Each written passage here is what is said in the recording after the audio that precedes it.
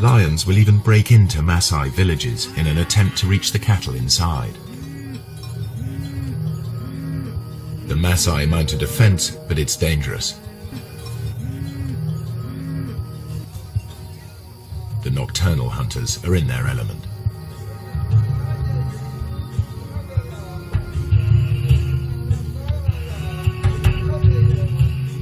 There are burglars about. The guard dog is aware of the hyena, but the Maasai will register its shape only dimly.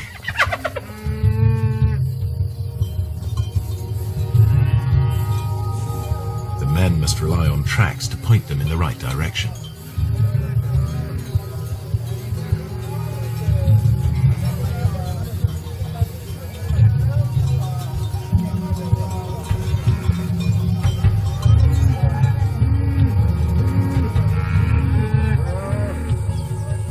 During the attack, a cow was killed and dragged off. The following morning, the Maasai inspect the corpse. They can easily identify the cause of death. Wringing the neck are distinctive punctures, the suffocating bite of a lion.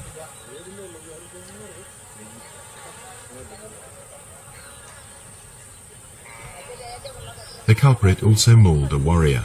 The wounds could quickly become infected. The tribal doctor cleans the site thoroughly, without anesthetic. The Maasai prize suffering without complaint above all.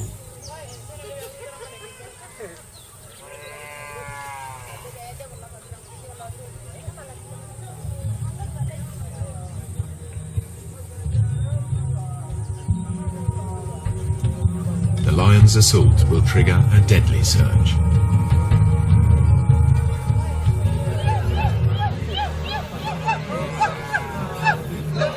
Maasai warriors respond to the alarm. The young unmarried men gather. This is what they've been training for years.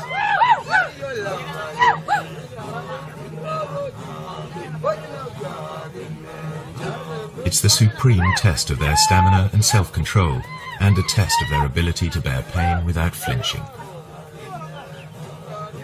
This is what they've been waiting for just such a chase. Success will give them a passport to adulthood, the chance to find a good wife. Failure will mark them for the rest of their lives. But before they can take part, they need to demonstrate their fitness. The elders will decide who will and won't go.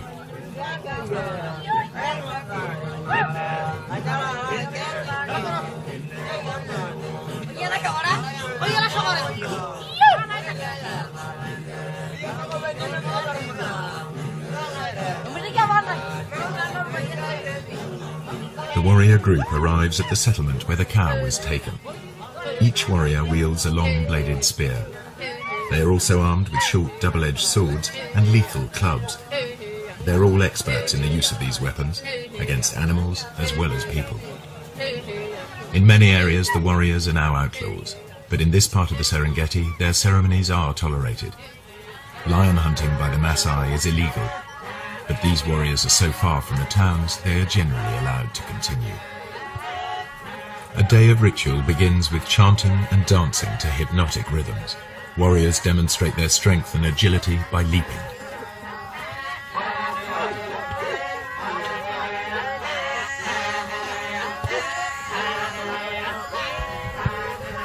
Fueled by intoxicating herbal drinks, they dance into the night.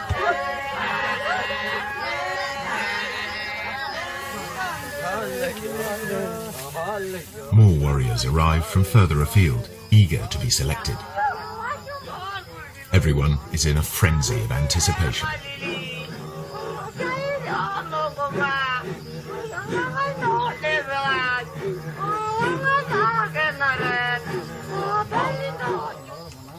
Ole Lembikas, a village elder, addresses the warriors.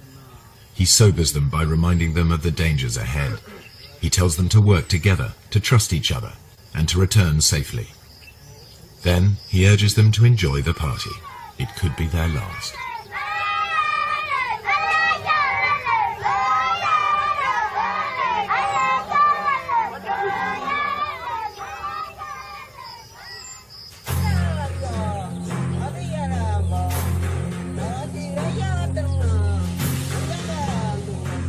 In the morning, two hunts unfold far apart. A lone lioness spies out a waterhole. Animal or human, hunters face mortal danger in the coming hours.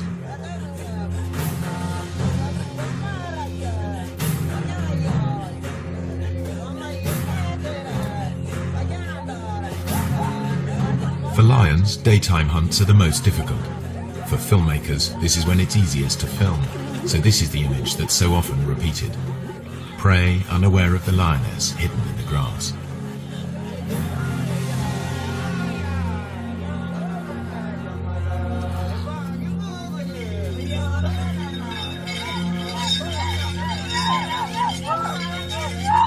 The hunters head for the place where a lioness was seen recently, the one they believe killed the cow.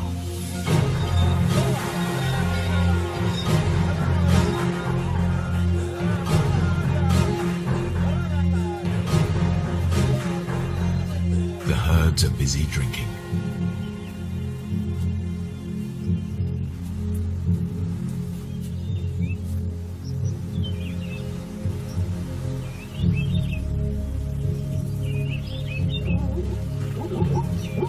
Zebras have keen sight. Their bulging eyes give a wide-angle view of danger.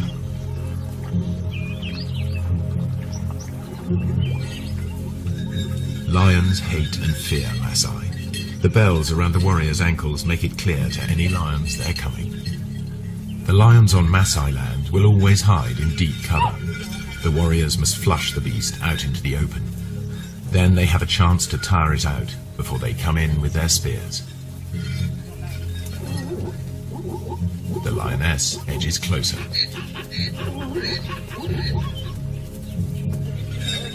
The warriors' search may last all day, covering up to 40 kilometers. The lioness's prey is within 30 meters.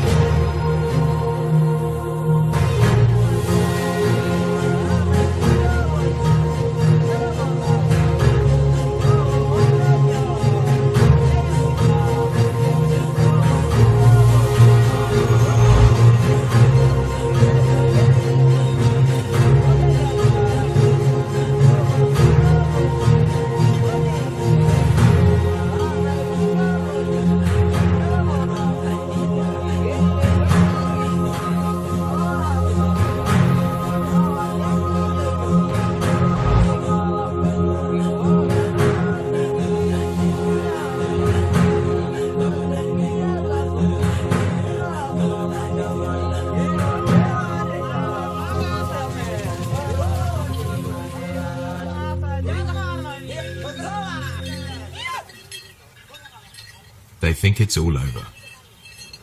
The warriors head back empty-handed. The lioness returns to collect the cub she left earlier.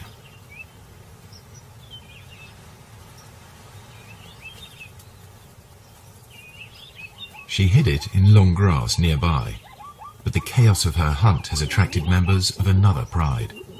This is their patch, and they'll defend it. The mother calls to the youngster. Two other lionesses reach the cub first.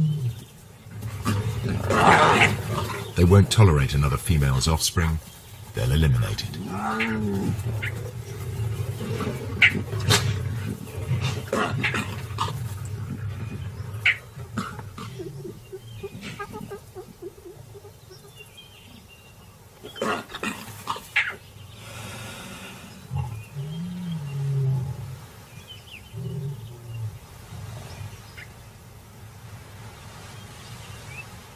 This is not about hunger.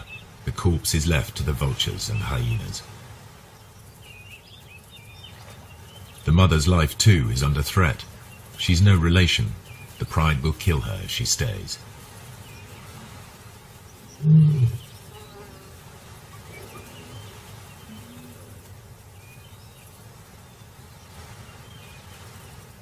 Outnumbered, without a territory of her own, she heads yet further away from the park. When lions roam, they are at risk, and so are their pursuers. What you're about to see has never been shown before. A tourist's camera videos the end of a hunt. A lion is cornered. There seems no way out.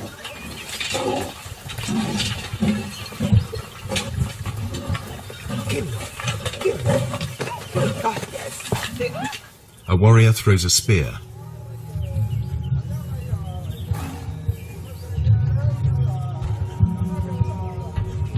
The tables are truly turned. Teeth and claws strike home. The wounded warrior continues, believing the lioness chose him as the weakest. To overcome his shame, he needs to finish her off. But even warrior pride cannot prevent the injured man collapsing into shock.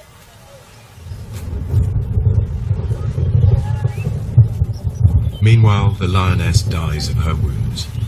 She's wearing a radio collar, a park lion. Two different worlds clash. The Maasai collect a trophy, the scientists collect data. Each sees the lion in a different light. It's not a romantic, we like to live with wildlife kind of situation, but they never do something to the extent that if a lion is being a problem, they don't go out and try and kill every single lion that they can find in the entire area. I have great respect for them for tolerating them to such a great degree. In truth, the warriors have made a lethal mistake. The wrong lion has paid the price, and the outcome is nearly fatal for one Maasai. Were he to die on the spot, they would give him a warrior's rights and leave his bones to the night and the hyenas.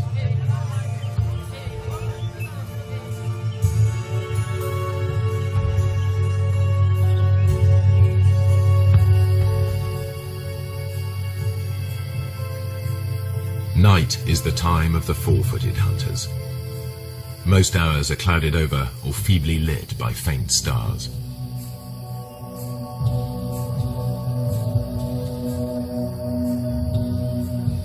On moonless nights, the Maasai only leave the safety of their bomas in groups. But there is no safety in numbers now for the grazers of the plains.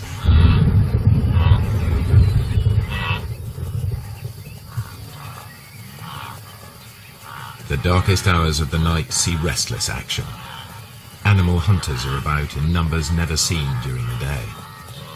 Spooked, the herds of wildebeest, zebra and gazelle burst into panicky runs. They fear lions and hyenas are nearby, but only the camera can see them.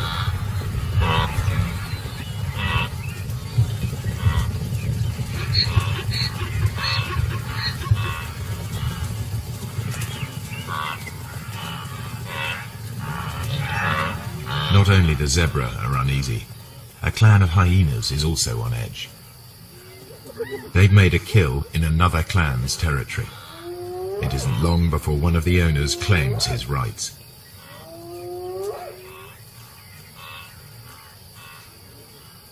He calls for support from the other residents.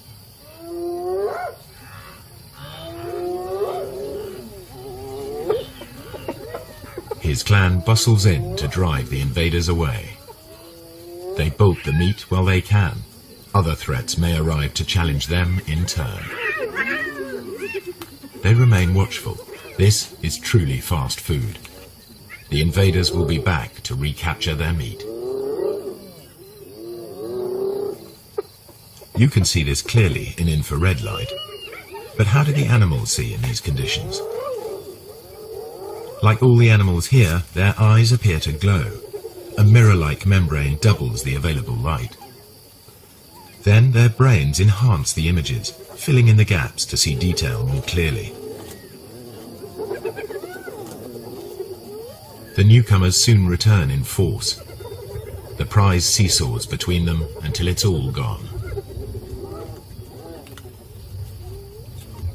But with so little light, even their superb night vision is challenged.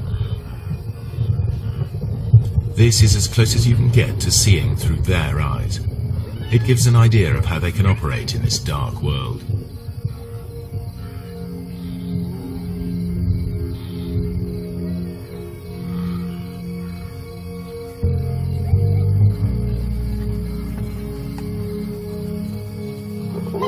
The lions and hyenas continue their battles, as if unhindered by the darkness.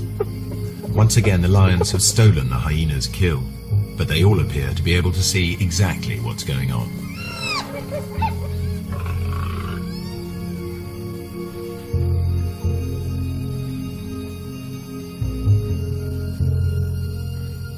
And when the lions go hunting, they do so just as they are. They wander off in the general direction of the sound of herds of animals. To the lions, the herds are almost invisible at any distance, just dull grey smears.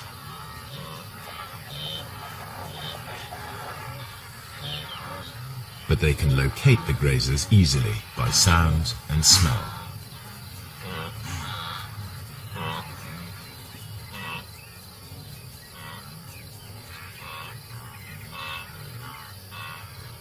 Night is the only time that lions can approach undetected here on the short grass plains.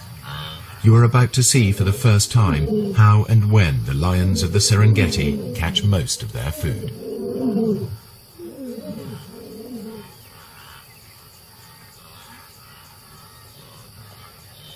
A Tommy dips his head to see whether or not he can see danger silhouetted against the sky.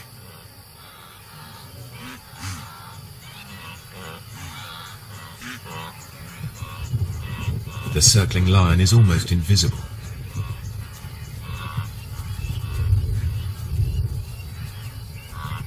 Bathed in infrared light, it stands out. Another Tommy can hear something and is off.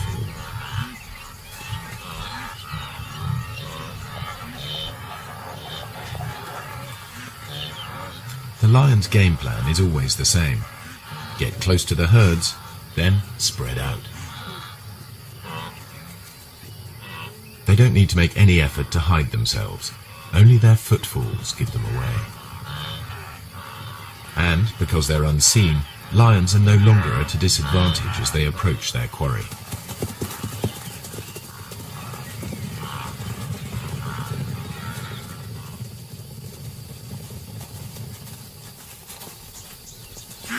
Two young males take a small zebra with ease.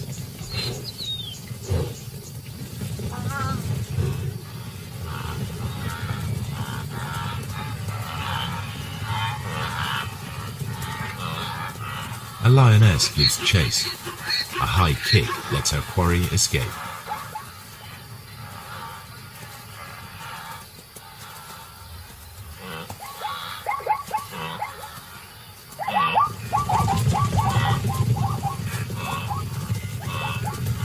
Soon, two lions bring down a fine stallion. Saber-sharp teeth and meat-hook claws bury themselves into 300 kilos of struggle.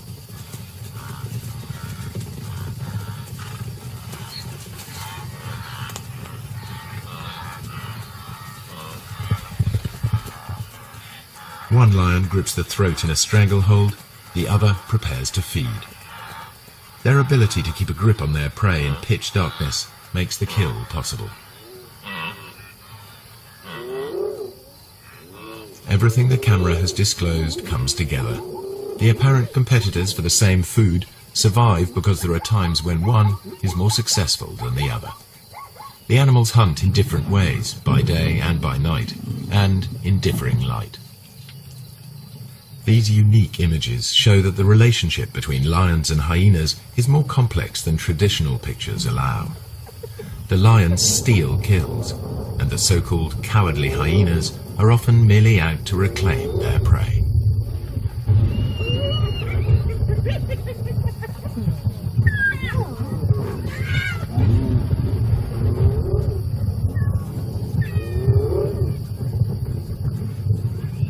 Don't say you've never seen a brave hyena. A thieving male lion is forced to take them on. The hyenas persist even though a single blow could be fatal. This frequent nighttime behavior has never been recorded before.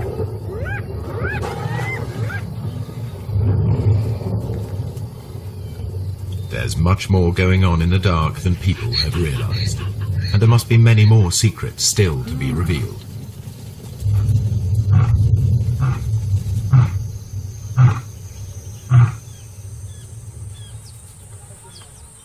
At dawn, the Maasai dismantled the thorns barricading the entries to their bomas. No lions or hyenas are to be seen outside. The killing fields of the night are transformed into places where cattle may safely graze.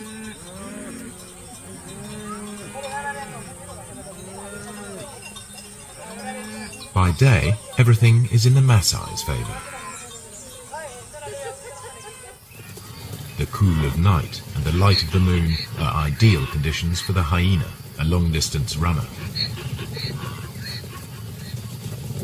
But the darkest nights belong to lions, which can rely on built-in weapons and brute force. The truer picture that has emerged applies by day as well. Hyenas can kill when lions are too conspicuous, and it's the lions that are the scavengers. In the end, they don't so much compete as coexist, hunting in different ways and at different times.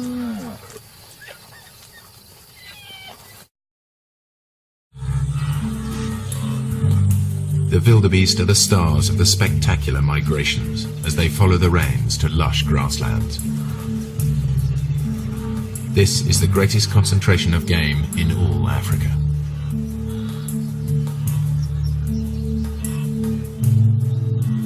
Their numbers attract the top predators, 3,000 lions in numerous prides. But by day, contrary to what most films show, the big cats are not a serious threat to the herds. Good eyesight and safety in numbers protect the wildebeest. This lion certainly acts like a natural killer. By contrast, the hyenas are just hanging about.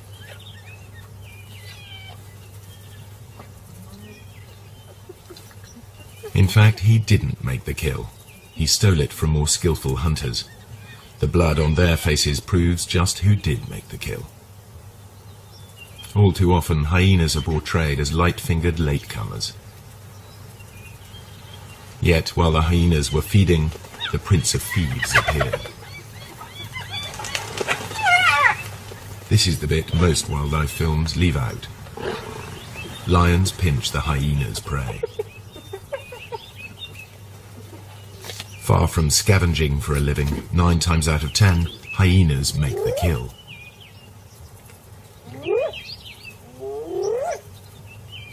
At first sight, the lion and the hyena are locked in a struggle for the same prey. How can the hyenas make a living here at all? Until now, the only images come from filming by day. But lions and hyenas hunt most of their food in the dark. The balance of power is about to shift for everyone here.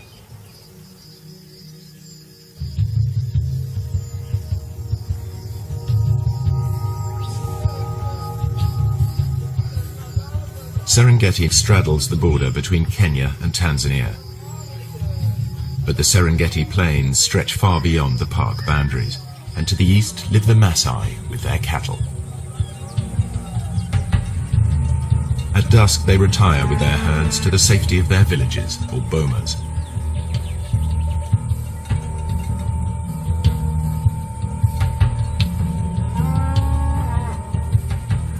A wall of thorns keeps thieves and attackers away from their cattle and huts. The Maasai rarely venture out at night, except in force.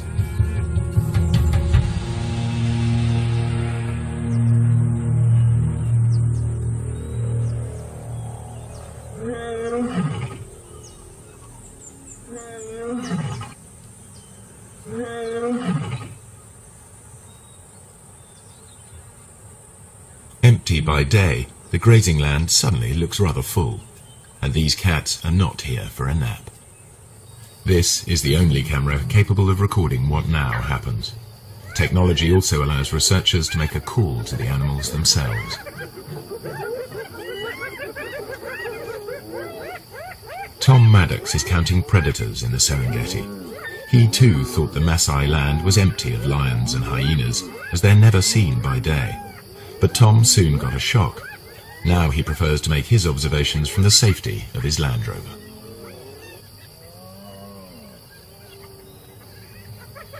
We use this technique that we call call-ins, and we basically have a tape of hyenas on a wildebeest kill. And when hyenas are on a kill, they make these whooping noises and these fighting noises. There's also a lion on the tape and it's fighting with the hyenas, and there's all this big commotion over this kill. And we play this tape on speakers on top of the car, and because lions and hyenas both rely on scavenging quite a lot in their diet, when they hear this tape, a lot of them will come in and they'll investigate it, thinking they're going to get a free meal. It was amazing where they come from. They just kind of melt out from the bushes in places you'd never have imagined a lion could have hidden, often quite close to where I was doing the call-in. And then it was equally amazing once the call-in's over, once they decide to go back under cover, usually about the time that the Maasai are starting to come out of the bomas around 7 o'clock. Again, the lions will melt straight back into the bushes. 1 minute the lion's there, the next minute it's gone completely, and I know it must be sitting there somewhere, and they're so hard to find again. The ultra-sensitive camera is many times more powerful than Tom's military scope.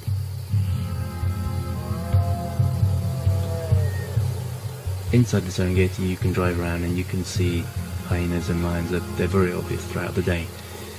Outside the national park, that doesn't happen. You can drive around for days and days and not see any.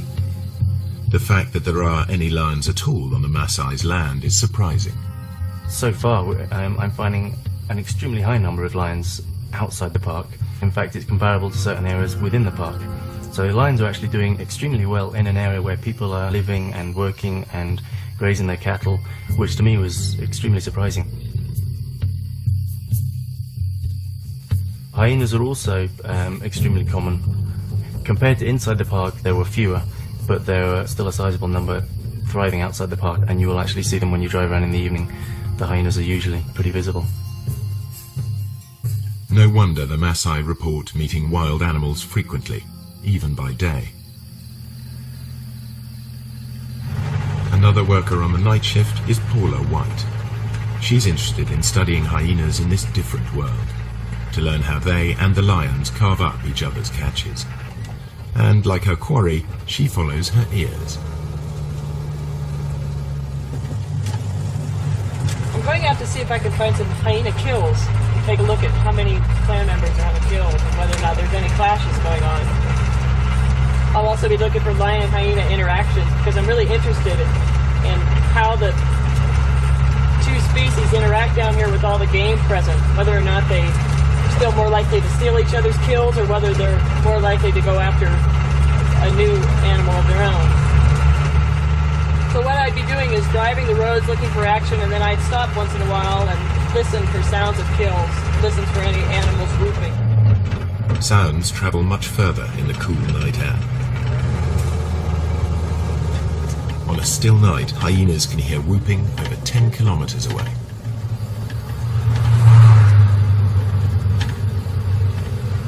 I think lions too are attracted to that sound and a number of other groans and squeals that usually accompany a hyena kill. It's a really exciting scene.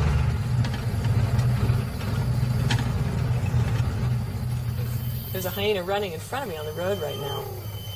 And the way he's running, I imagine he's going for a kill, so I'm going to stop and listen right now.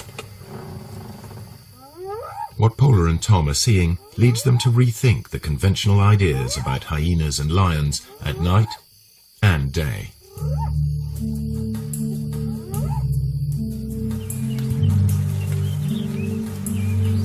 The Serengeti's two top predators both hunt zebra, wildebeest and gazelle. It's a mystery how they survive when they appear to compete for the same prey. Usually in nature, two competitors can't share the same food supply. There simply isn't enough for them both. Yet they both thrive, and although lions and hyenas share the same diet, the two animals are very different. The one thing they have in common is that their societies revolve around the females. Among cats, lions are unique in the way they live together. Most cats are solitary. Lions form small groups, prides. At the heart of each pride are relations, sisters, cousins, and aunts.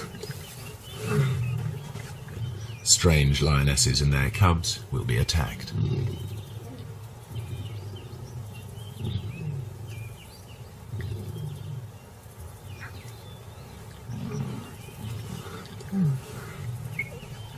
They cooperate to raise cubs.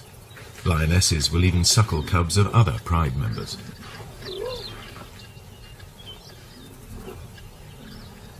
In a lion pride, any female leader will have earned her place, unlike hyenas where leadership is largely inherited.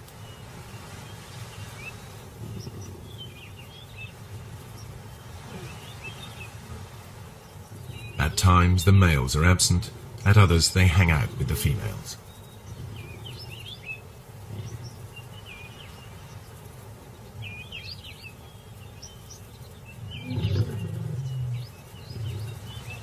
At times they are peaceable, even tender. At others, aggressive to all.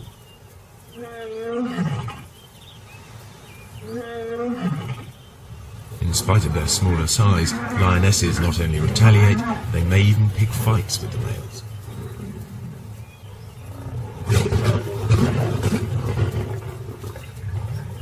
However, male lions are physically more powerful.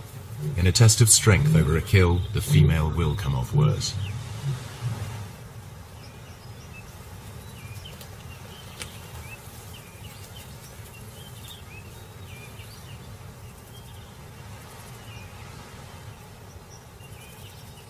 Spotted hyenas live in large clans, averaging 50 or more members.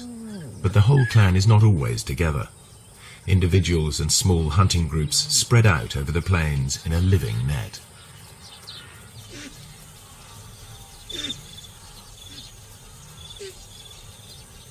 In the Serengeti, hyenas usually make dens in abandoned burrows. Here the cubs are easily hidden from lions and other predators. Litters are small, only 1 or 2.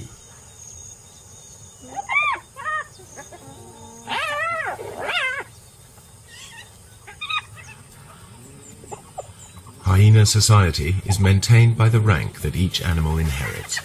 If Mum is high-ranking, they'll be high-ranking too, provided they've inherited her strength as well. Females may fight females, but males hardly ever fight amongst themselves, and certainly wouldn't dare attack a female. Clan life is ruled by the females, who are almost a quarter bigger than the males.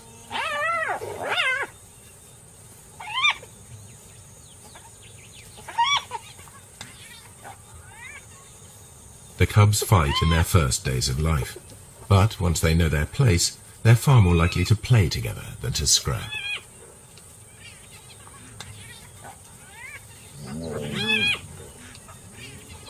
The males can behave as best friends, even if they're members of different clans. Hyena's behavior is highly complex.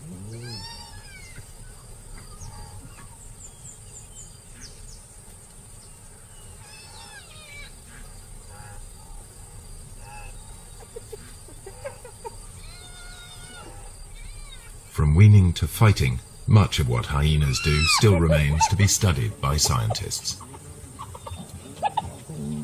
Nonetheless, the most marked difference between hyenas and lions is in how they hunt. All animals built for the kill hunt in the same basic sequence. They begin by finding their victims. Next, they single out a target by scanning the herd. Later will come the approach, then the contact, finally the meal.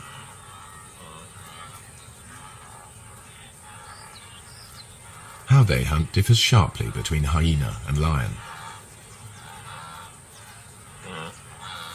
The hyenas get as close as 20 meters in full view of their prey, before the herd wheels and flees. The hyenas will try to scatter the wildebeest before singling one out. The Maasai call the hyenas doctors because they can recognize the sick and the weak.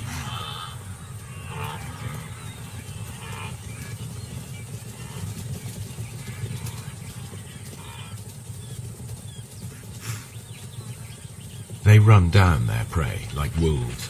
Hyenas are endurance hunters. Chases can last up to 5 kilometers at full speed. Lions can't sustain this. They are sprinters. After the rainy season, much of the Serengeti National Park is a sea of long grass. The lions use it to mask their presence. They approach unseen by careful stalking, or occasionally by lying in ambush.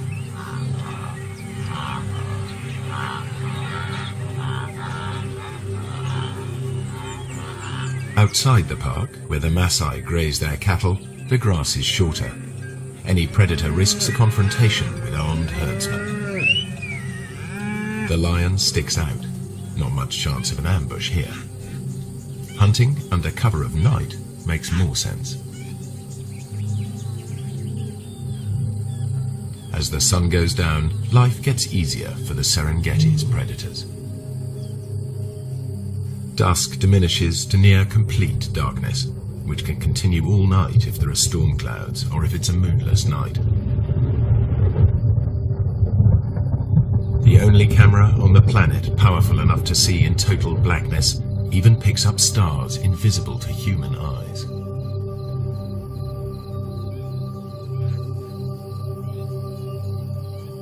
Suddenly, the landscape is illuminated as if by searchlight. Even so, humans can still only just pick out shapes. But to the grazing animals, it's as clear as day.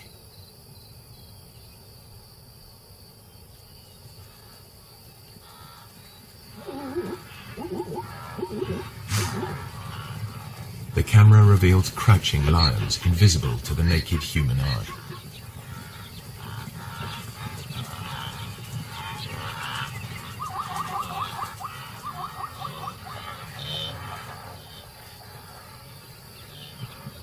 A night ambush could prove more successful. These two lionesses have detected a herd of wildebeest crossing a track.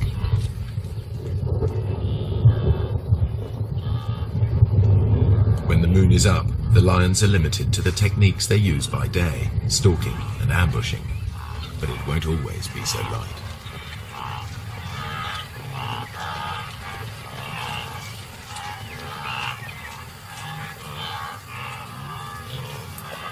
The pair near the crossing point and squat down, well screened by vegetation. One crawls into position to jump a victim.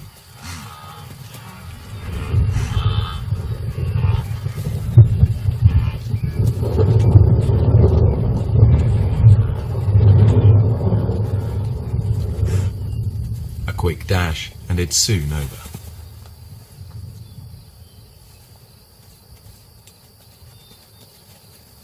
Although these lionesses have been successful, the moonlit night is really the best time for hyenas to hunt. The cool of the night air allows them to keep on running, something the easily tired lions cannot do.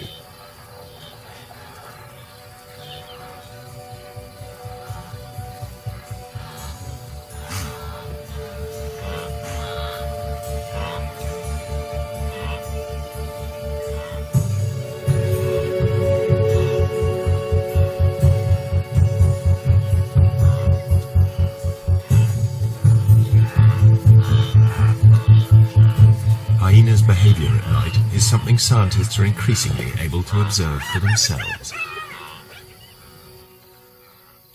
I think I can hear a kill off in the distance, so I'm going to go in that direction. It sounds like there's lions coming in as well.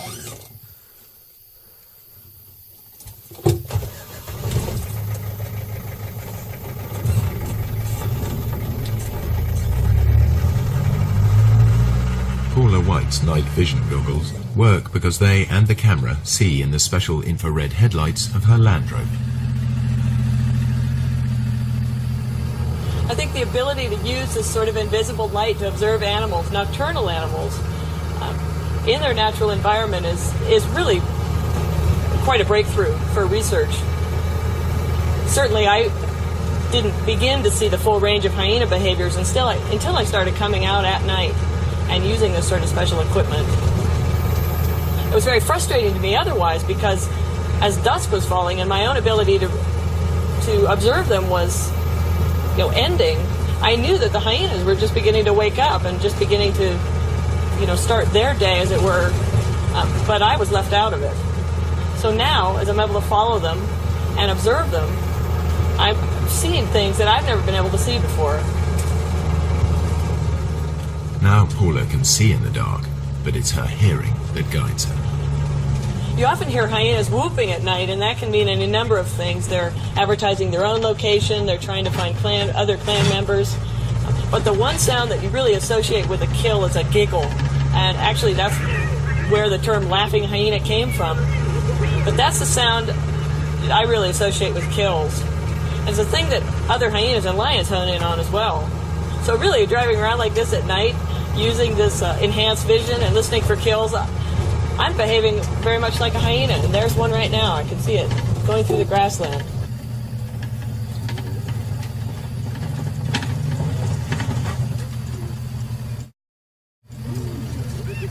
A hyena's jaws are among the most powerful of any animal species.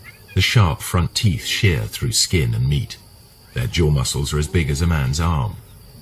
At the back of the hyena's mouth, huge crushing teeth are strong enough to crunch up solid bone. Yet it's a remarkably peaceful scene. Male hyenas are nature's gentlemen when it comes to sharing a kill with their clan.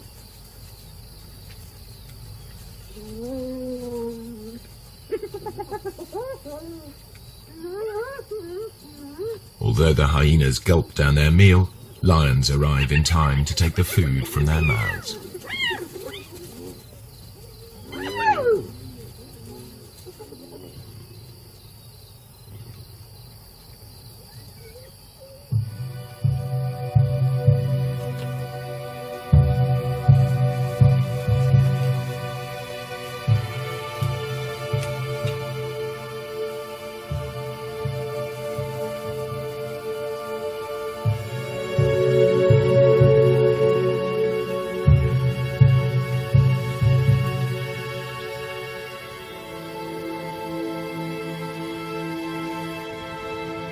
The camera unveils a night world full of animal life.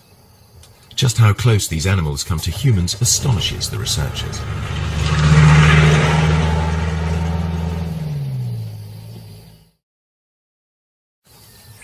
In the centuries that the Maasai have dwelt on the plains, they too have found a way of treading lightly on the land. Now, droughts and overpopulation bring challenges to their old ways.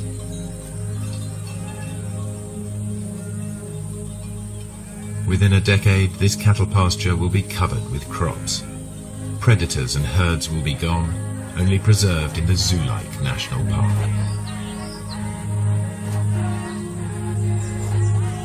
The warriors will step back into history, their culture bartered for bit parts in conservation and tourism. If the Maasai have a vital lesson to teach, it is that lions give meaning and purpose to their lives. Worthy adversaries for warriors.